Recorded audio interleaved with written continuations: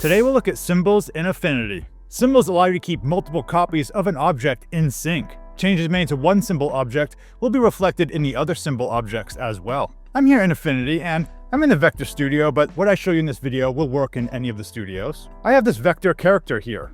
And if we look in the layer stack here, if I expand it, just to show you what it is, it's just simple curves and shapes, and they're filled in with different colors.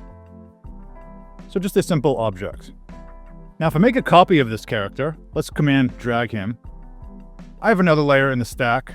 Let's expand it. And of course, if I change something, like his hair color, let's change the color of it. It only affects that copy. But what if I wanted this change to affect all copies? Well, in this case, we'd use symbols. So let me delete the second wizard there. To make a symbol of something, we'll open up the Symbols panel. So I'll go to Window, Vector, Symbols. Let's click this.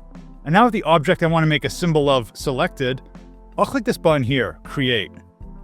And I can see it added an entry into this list. Now what I can do is click and drag this onto the canvas. And here we have it as a separate layer. If I expand it, let's change some part of it. Again, I'll go to the hair, and let's change the color. And when I change it in one place, you notice both of them change. And in fact, even if I go to the other character as well, let's expand him over here. Let's change his cloak color. You can see it also reflects in the other object.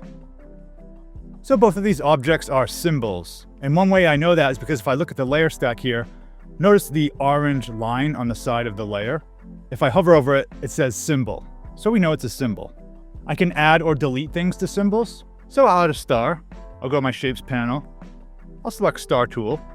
And what I'll do is I'll click and drag on my canvas. Let's make it a yellow star. And now notice it here on the layer panel. It's still not part of any of the symbols. So I want it to be part of this wizard here. So I'll click and drag it onto the wizard layer. I'll let go. And now it's actually part of this one on the left. Let me drag it over. Now it's part of the characters there.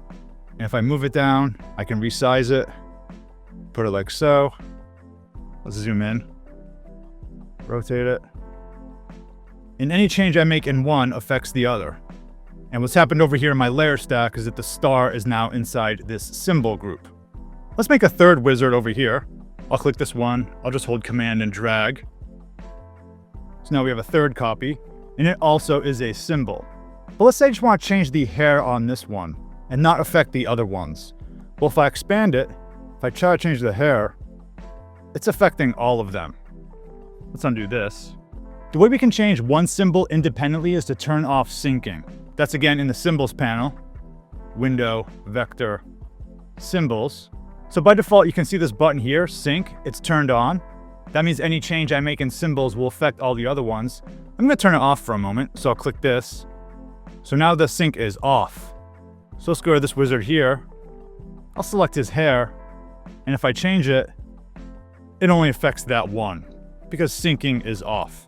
But if I go and turn sync back on, if I change the star color, it affects all of them again. So that's what sync does.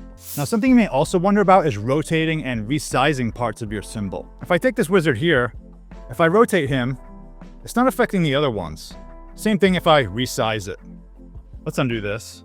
That's because I have this top level selected here. If I want the change to be reflected in all of the other symbols, I'll expand, and then I'll select the content inside. So I'll select all these elements. Now if I rotate, they all get affected because the elements inside of the symbol are being rotated. Same thing with resizing. So that's just something to keep in mind with those operations.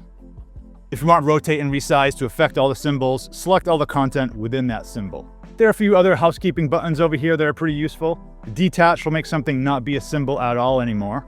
So if I select this bottom wizard, if I click detach, notice how the orange bar is disappeared, and now this wizard is just an individual object now.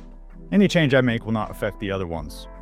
And if you right-click on your symbols here, you can also rename them or delete them. There's lots of creative ways to use symbols for cool effects. Even just making a symbol out of a line can give you some pretty cool options. Let me use the pen tool here. I'll click and make a straight line. Let's give it some thick stroke. Now what I'll do is I'll make a symbol out of it. So I'll press Create. So far not that exciting, but now I'll hit Enter, and this gives me the Move Duplicate tool. Let me check duplicate. Let's make, say, 11 copies. And let's shift it vertically. So here we have a vertical shifting. I'll press OK. And now they're all symbols, so whatever I do to one of them will affect the others. So if I select this endpoint and move it, they'll all be affected. What's also cool is I can click on a line with the node tool and add a new point. And if I select it, it'll actually be added to all my lines there. Looks like I have some fill in this line. Let's get rid of that. Let's make this smooth. I'll select a point, click convert to smooth over here. And we can make some pretty cool shapes. Let's add another point here. Wave it like so. There's lots of ways you can get creative with just basic geometry. Symbols also work with text. So I have this vector here. Let's add some text under it. I'll select the artistic text tool. Let's type eagles. I'll make it black. Add some shearing to it.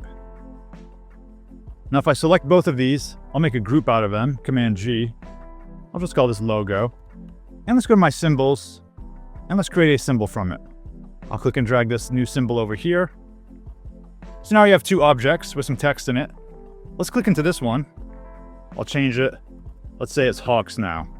And I can move it around, and the text is changed in all of the symbols. Now you may be wondering, do symbols work across documents? And the answer is not really. Let me create a new document. I'll say File, New. Let's just create any size.